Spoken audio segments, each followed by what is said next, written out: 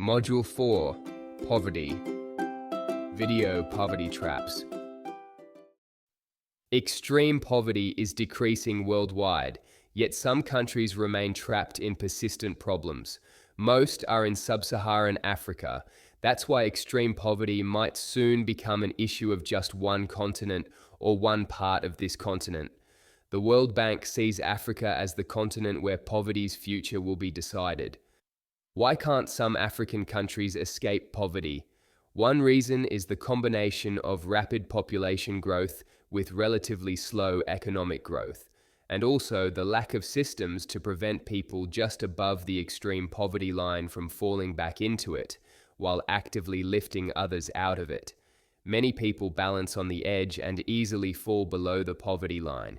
Here again, it must be remembered that this is an artificial line, and the hundreds of millions of people who are just above it are not living a decent life either.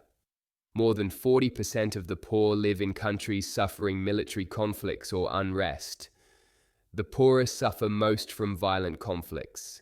Between 2015 and 2018, the number of extremely poor people in the Middle East and North Africa nearly doubled due to conflicts in Syria and Yemen. Wars and unrest are one poverty trap. Some states seem almost predestined for poverty. A country's location can influence its success. Economist Adam Smith noted this in his 1776 book, The Wealth of Nations. He pointed out that countries bordered by seas or oceans have better trade conditions. Economic prosperity depends partly on geographic location and related market accessibility. This is evident in Africa's landlocked states.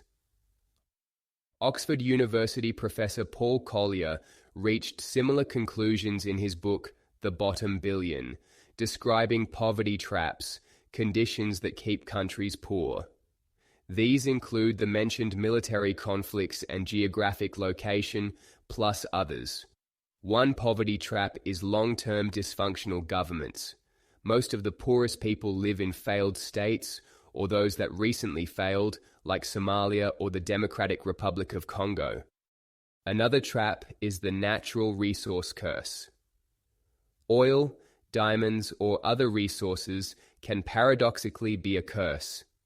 Exporting these allows countries to live off rental income, but foreign money influx makes local currency more expensive, undermining other export opportunities.